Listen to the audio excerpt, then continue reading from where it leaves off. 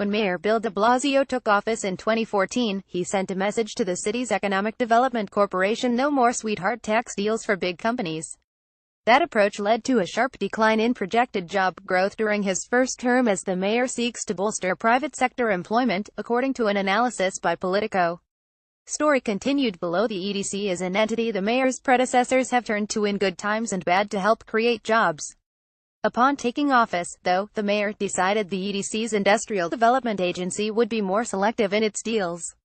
It would reject companies whose wages were deemed too low, withhold incentives for corporate retention projects, and instead foster outer borough firms.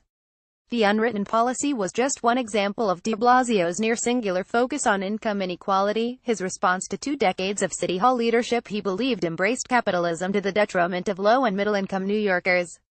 During the 2014 fiscal year, which straddled the administrations of de Blasio and former Mayor Michael Bloomberg, the city projected 12,238 jobs would be created over 3 years, through completed IDA deals that year. That number fell to 10,822 in 2015, 3,639 in 2016, and a mere 252 in 2017, 1/10 of the reported goal that year, according to the annual Mayor's Management Report. The trend poses a challenge for de Blasio: how to accelerate the economy while limiting the use of an agency that awards discretionary tax breaks to qualifying companies.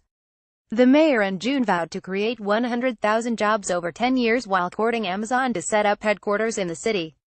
Our focus did shift when the mayor took office, James Katz, chief of staff of the EDC, said in a recent interview.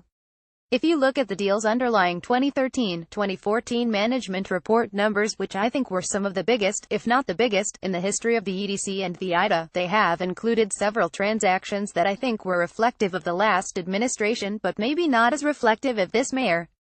Katz cited 2 projects that are still incomplete and have generated substantial controversy: a retail mall at Willets Point and the Empire Outlets on Staten Island.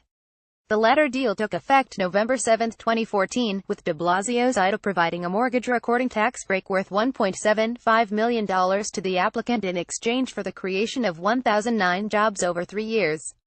The beneficiary, a limited liability company affiliated with developer BFC Partners, has not opened shop yet and therefore not created any jobs, as of a January 2017 report from EDC. A cost-benefit analysis the IDA prepared in December of 2013 showed the average employee would earn $33,125 per year. Katz contrasted that with a deal he considers prototypical of the de Blasio administration's $66,000 in tax breaks for the creation of 5 jobs over 3 years by Eastern Effects, a lighting and studio rental company in East New York, Brooklyn. We view our work as a true balancing act, he said.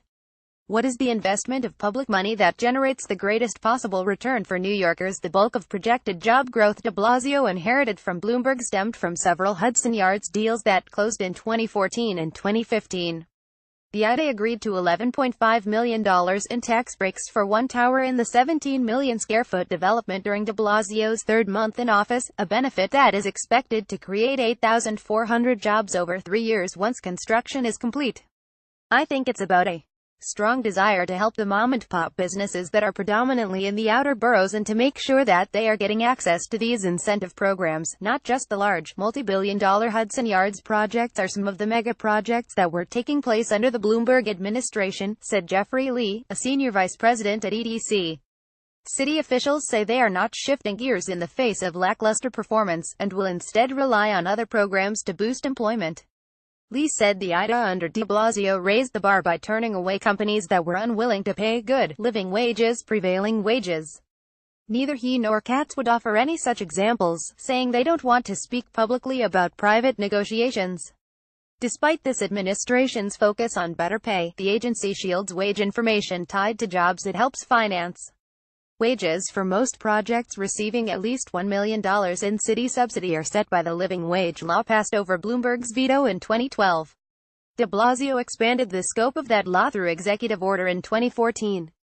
And the shift toward favoring projects outside Manhattan's central business district began during Bloomberg's first term. By 2012, EDC reported about 80% of its beneficiaries were located in outer boroughs or northern Manhattan.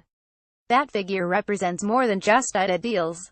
I think the goal of the Bloomberg administration was very similar to the goal of the de Blasio administration, which was to create as many job opportunities as possible and to ensure that those job opportunities were of the highest quality, Seth Pinsky, EDC president from 2008 through 2013, said in a recent interview.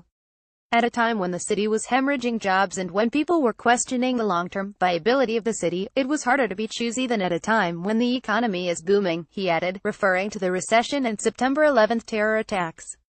Some Bloomberg-era IDA deals yielded substantial employment. JetBlue reported creating 601 jobs since it received a $14 million tax break in 2010 to open a new headquarters, for example. Others bolstered the criticism that the city handed corporations big benefits for little in return. One of the most memorable was a series of tax breaks to the Yankees for its new stadium and parking lot in the Bronx.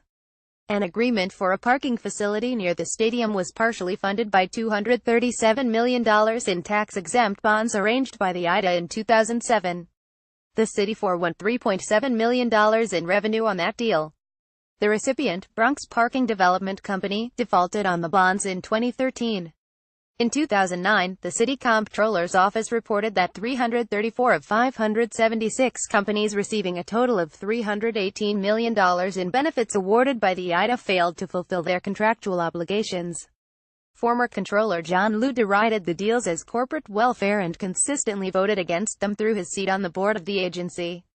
During the 2013 mayor's race, de Blasio took aim at the policy as well.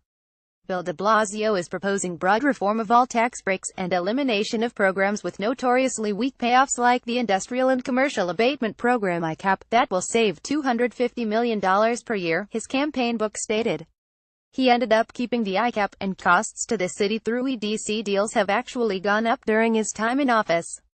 In the 2014 fiscal year, agency benefits cost the city $1.2 billion, according to an annual report. By the 2016 fiscal year, the total cost rose to $1.8 billion. Nevertheless, de Blasio let the EDC know its financial incentives would be scrutinized. Several former EDC staffers said the message was received in early 2014, when de Blasio scoffed at a request from J.P. Morgan Chase for $1 billion in tax breaks to relocate from Manhattan's east side to its west side. The diligence and the amount of work that's required to close one of these transactions is a heavy lift, and there seems to be a kind of a brain drain from how to get them done, said Heidi Springer, a vice president in the EDC under Bloomberg and Rudy Giuliani. It's very slow and long. In her current role as a consultant on such deals, she said she often advises clients against applying for IDA tax breaks because costs have gone up and the level of benefits have not. De Blasio's plan to support the creation of 100,000 jobs that pay $50,000 or more over a decade relies on far better results than his IDA has projected this year.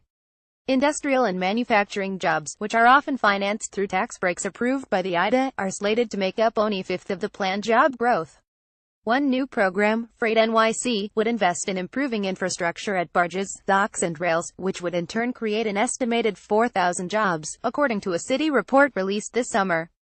The report made scant notice of the IDA, predicting targeted use of the NYC Industrial Development Authority and other financing tools to help the manufacturing sector. Kat said the EDC is making better use of newer programs, such as those related to life sciences and biotech, to create jobs. Meanwhile, Councilmember Dan Garodnick, who chairs the Economic Development Committee, passed a bill this week requiring the EDC submit fiscal impact statements and job creation estimates for projects it finances. It's about accountability, he said. We want EDC to state its goals clearly at the beginning, so we can clearly evaluate the results. Brendan Cheney contributed reporting, data analysis and charts to this article. This story contains a chart and an embedded spreadsheet. If you are reading this in your inbox, click on the link in the alert at the bottom of the email to view online.